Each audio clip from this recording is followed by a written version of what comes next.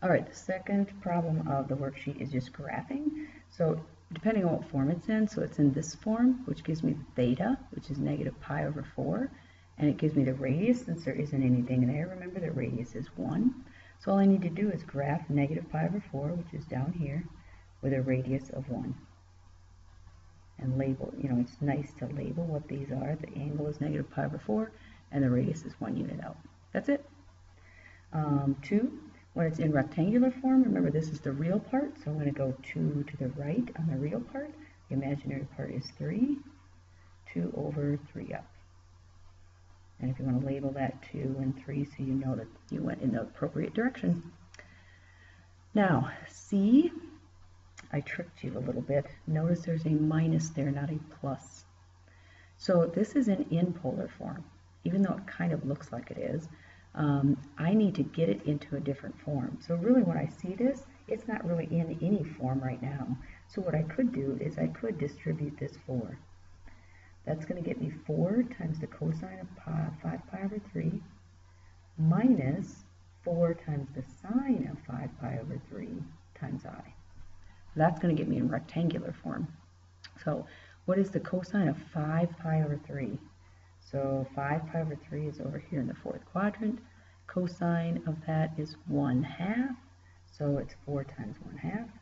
That's the real part. The imaginary part is the sine of 5 pi over 3, which would be negative radical 3 over 2. So in rectangular form, it's going to be 4 times 1/2, which is 2. So I'm going to go 2 to the right. And when I take negative 4 times negative radical 3 over 2, I'm going to get, here that's going to cancel, I'm going to get positive 2 radical 3 times I. So when I go to graph this, I have to go 2 over and 2 radical 3 up, which is going to be over 2, like 2 times 1 point something. So I'll just put it somewhere in between there. I'll label it 2 radical 3. I'm going to go 2 over and 2 radical 3 up. So be careful. Make sure that you see, if there's a minus, if this isn't in the right form, you can't say that's polar form. Okay, let's look at the back. So at the back, you want to multiply and divide. So you can decide if you want to multiply in rectangular form, you certainly can. You can take this times this and FOIL it out. It does say I want all my answers in exponential form, so I'd have to convert it in the end.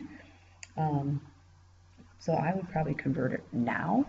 I would say, all right, let's look at radical 3 over and 1 up. I'll draw the picture of it so you can see it. Remember, if you have a and b, you can find r by just taking the square root of, the square root of 3 squared is 3, and then my coefficient here is 1, 1 squared is 1, so the square root of 4, my radius is 2.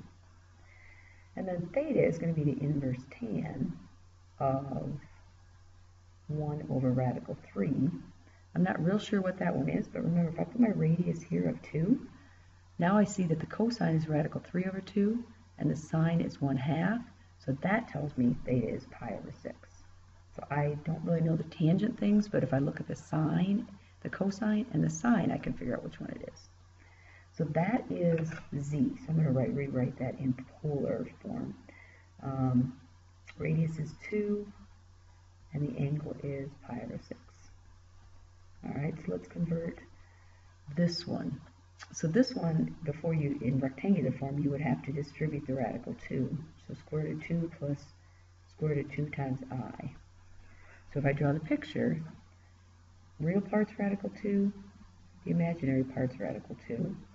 So if I want to find r is going to be the square root of square root of 2 squared is 2, plus the square root of 2 squared is 2.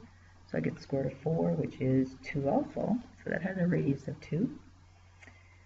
And the theta, again, if I'm not quite sure what that is, I can look at sine or cosine. I can do inverse tan of radical 2 over 2. I mean, you can definitely do that, and you probably know what that one is. Radical 2 over radical 2. So it's really the inverse tan of 1. What angle has a tangent of 1? Or you can look at this and say the cosine is radical 2 over 2, the sine is radical 2 over 2. And that should tell you that theta is pi over 4. All right, so you got your r and theta there, so I'll write w it's 2 times cosine of pi over 4 plus I sine pi over 4. All right, so once you get it converted to multiply, you just multiply the two radii. 2 times 2 is 4. And it wants it in exponential form, so we'll just write it right away in exponential form. The radius is 4 times e to the, now for the angles, when I'm multiplying, I have to add those. So I have to take pi over 6 plus pi over 4. And so let's see, this would be 12. So this would be 2/12, and this would be 3/12. When I add them together, I get 5/12. So that's in exponential form. And if I want to take z divided by w, I have to take z radius divided by w radius. 2 divided by 2 is 1. And then my angle, I have to take pi over 6, which is 2 radical 2, minus pi over 4 when I'm dividing. And so when I take 2 pi over 12 minus 3 pi over 12, I get negative pi over 12 times I. Okay, so you just multiply. You multiply the radii and add the angles. You divide the radii and subtract the angles. So with this one, it's already in that form. So I don't really need to rewrite this one because I know my angle, I know my r. So when I multiply 5 times 4, I get 20. And when I go to add the angles, I'm going to take 5 pi over 6 plus 3 pi over 2. And so when I add those together, I have to convert this to 6. So I'm going to multiply by 3 over 3. So I have 5 pi over 6 plus 9 pi over 6. Add those together, I get 14 pi over 6. But that reduces, 2 goes into each of those, so it'll be 7 pi over 3. That's when I multiply. When I divide, I have to take, and I'm dividing z divided by w, so I have to take 5 divided by 4, that's my radius. My angle, I have to take 5 pi over 6 minus 3 pi over 2, so not minus 9 pi over 6. I'm going to get negative 4 pi over 6, which reduces to negative 2/3 for my answer there. Okay, and then the last one, this one is in polar form. My radius is negative 1. My angle is 11 pi over 6. And usually we talk about radii being positive. So maybe we want to just convince ourselves that we can do that. So let's look at this and let's distribute that negative sign. So I want to take negative 1 times the cosine of 11 pi over 6. And then a negative 1 times I sine of 11 pi over 6. Now notice I'm not putting the negative with the angle. I'm just saying negative 1 times. So the cosine of 11 pi over 6, 11 pi over 6 is over here. Cosine would be radical 3 over 2. And then the sine of this would be negative 1/2, but times a negative would be plus 1/2 I. So that's what it is in rectangular form if you needed to see that. But if you're going to go back and put it back into, if you want it really into polar form so that the radius is positive, just realize then, you know, if you're looking at this and you've got a negative radical 3 over 2 and a positive 1/2, that's actually in the second quadrant.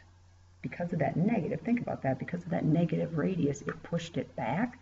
So really, our radius is still 1. It's not negative 1, but it's 1. And if I was looking at that over here in the second quadrant, then I know that the angle, the reference angle of that would be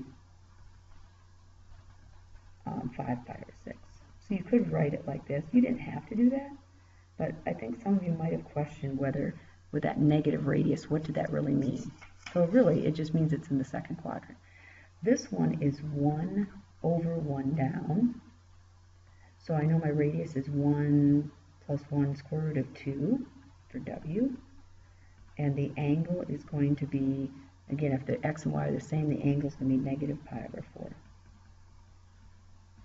Or you could do, again, 7 pi over 4. All right, so to multiply 1 times the radical 2. And then our angle, we have to take 5 pi over 6 plus a negative pi over 4. Okay, so we have to add them as is. So if that's a negative, we are adding the negative angle. So we have to do it into 12ths, so that would be 10/12 plus a negative 3/12. So I'm going to get 7/12 pi. So that's what that becomes, 7/12 pi I. And then the dividing, I have to take 1 divided by radical 2. Now that, when you write 1 over radical 2, we really should probably rationalize the denominator. So instead of writing it this way, I'm going to write it as radical 2 over 2. When we rationalize our denominator, we would get radical 2 over 2. And then my angle, when I take 5 pi over 6, but subtract a negative pi over 4, so that's like adding a positive, we're going to get 13 pi over 12. And there's my answer to that one. Okay, so multiplying, pretty easy. Dividing, pretty easy.